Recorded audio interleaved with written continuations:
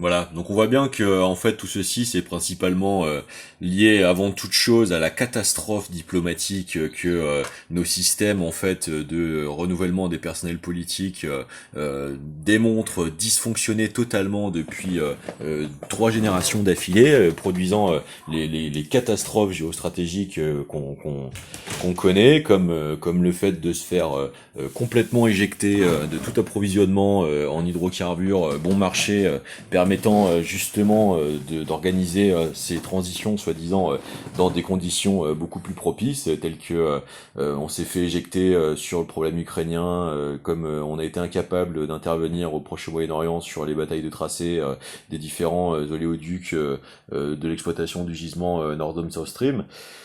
Donc on se retrouve avec des conséquences multiples comme des grosses difficultisations sur la route de l'acier, j'en sais quelque chose, je bosse dans le secteur depuis 5 ans, donc on vous rassure, on l'a vu de plein fouet, hein, l'impact du prix des matières premières sur le secteur de l'activité, il n'y a pas de souci. Hein. On peut vous parler exactement de la même chose dans le viticole à côté, avec le doublement d'une année sur l'autre de l'effondrement du prix d'achat en volume par litre par hectare, donc autant vous dire que c'est pas du tout la bienveillance qui règne actuellement, hein, c'est le pire de la violence néolibérale. Je défends pas forcément ces modes productiques, bien que étant traditionnellement issu d'une région particulièrement sensible à la tradition de cette activité-là, mais ça pose quand même de très très gros problèmes sanitaires, publics, les modes de culture de la vigne, l'épandage chimique et toxique, sans parler des problèmes de santé publique de l'alcool, et bon, c'est un secteur qui est en train de mourir de sa belle mort, puisque nous, dans le coin, on finit par exemple avec des boîtes comme NC, où c'est pratiquement 60% de l'activité locale et 60% du stock final c'est de l'export, et on va retrouver ça dans des montages financiers complètement abracadabrantesques. Donc bon, c'est j'ai envie de dire c'est des activités dont la nature même en fait est un serpent qui finit par se mordre la queue, et du coup produit forcément des catastrophes sociales et politiques comme on le voit actuellement sur la ville de Cognac, puisque eh bien justement frappé de plein fouet dans son passé, dans son histoire par l'évolution en fait des mœurs, bah du coup connaît les successions de cycles politiques qui en résultent, quoi. Hein.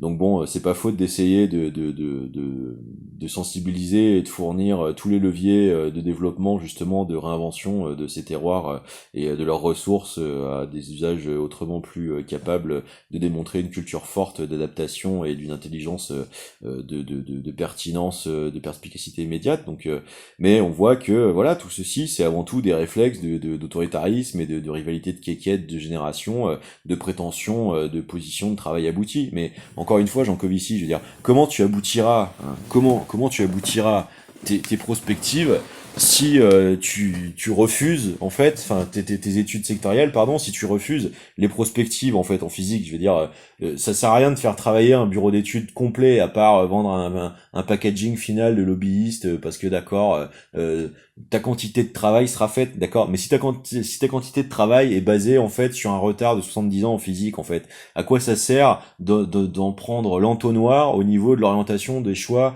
des grandes politiques publiques, tu m'expliques? Tu vois, c'est ça le problème. C'est ça le problème, c'est que c'est pas parce que t'as fait un boulot d'expertise avec ton petit lobbying à toi que manifestement les résultats sont satisfaisants en fait. Et c'est pas juste un réflexe de défiance, c'est juste que pas de bol. Nous, on a travaillé sur les alternatives en fait qui en plus existent en fait dans les brevets depuis plus de 100 ans. Donc c'est juste une étude en fait de génie de droit public, enfin point quoi. Je veux dire. Du coup, si c'était le cas pour nous, pourquoi ça l'a pas été pour vous en fait? Comment expliquer de tels résultats?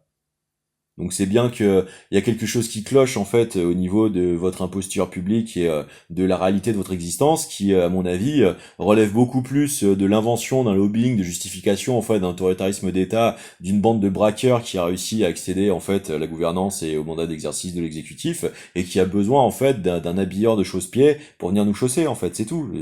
Voilà pourquoi à un moment moi je finis par m'en prendre à l'imposture totale du truc. Je veux dire, il suffit de mettre les mains dedans 2 semaines et demie quand on a un peu de connaissances de base sur la physique de base, on se rend compte de l'énormité du truc. C'est dire si le projet est si peu professionnel en réalité, quoi. C'est dire aussi au passage, mais l'affligeante baisse de qualité du débat public, quoi. Où sont les cohortes d'ingénieurs qui savent très bien la bêtise délivrée là-dessus, quoi. Je veux dire, c'est normal. Les cerveaux ont fui à l'étranger depuis 30 ans, hein. Donc et oui, on est nous, quelques petits masochistes à avoir tellement d'amour pour notre pays qu'on se tape le boulot, y compris dans les conditions les plus exécrables. Et ces quelques exemples de rareté finissent naturellement dans des positions de petits grains de sable dans la machine qui finit à gripper toute une ingénierie de merde, quoi. Bah ouais, mais en même temps, ça veut dire que du coup, c'était le stress test adéquat à cette ingénierie de piètre qualité, c'est tout, point.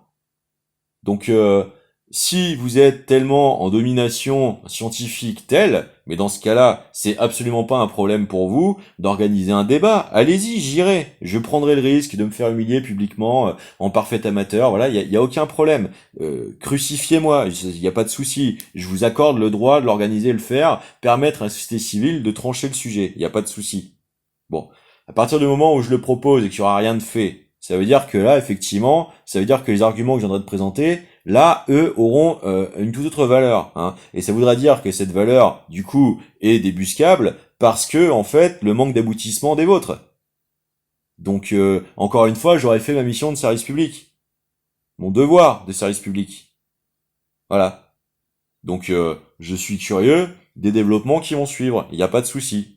Mais ça doit être dit. Alors, la silenciation ne sera pas une réponse satisfaisante. Ce que je veux, c'est des vraies réponses sur les arguments présentés. C'est-à-dire que je veux que, du coup, les moyens ou les ministères qui ont décidé de maximiser votre solution prennent conscience de la bêtise totale, hypothétique, de s'être précipité trop tôt, et que du coup, comme en est le statut du mandat de service public, en fait, de l'exercice de l'exécutif à ce niveau-là, hein, observe ses devoirs et organise du coup le principe de précaution, ne serait-ce que de la valorisation des arguments que j'ai présentés, avec l'exhumation des brevets associés des technologies dont je parle, magnifère transmetteur, gazifeur, puis canadien, les projets en fait d'échange de cuves à vide de delta thermique facilement connectables par des turbines Tesla, hein, et tout ce qu'on pourrait faire justement de remontée systématique de microsystèmes intégrés dans les architectures, qui serait d'autant plus efficace si intégrés en fait dès les constructions, hein,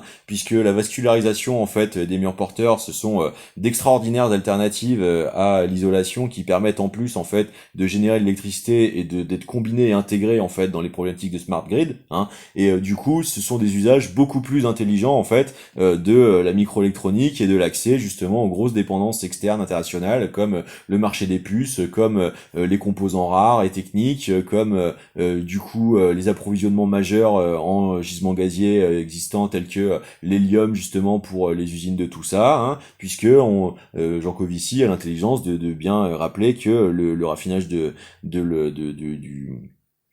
du lithium justement est un énorme problème, hein, et c'est le cas dans beaucoup de secteurs. En réalité, il y a des étapes en fait de qualitativation qui, dans le grand désarroi en fait du balançage de la productique à volo à l'étranger pour des coûts de dumping sociaux, hein, a produit des catastrophes ingénieriales du point de vue de la question de la souveraineté territoriale. Donc voilà pourquoi c'est bien plus que juste une foire d'empoigne. C'est la nécessité en fait de mener ces grandes orientations de politique publique vertueusement en fait, de façon réellement aboutie, en évitant de passer à côté des solutions évidemment plus avantageuses, quoi.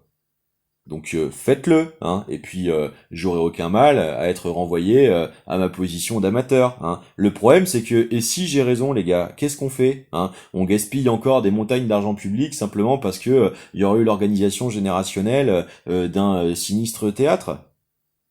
Bon bah ça suffit peut-être les sinistres théâtres depuis 3 générations là.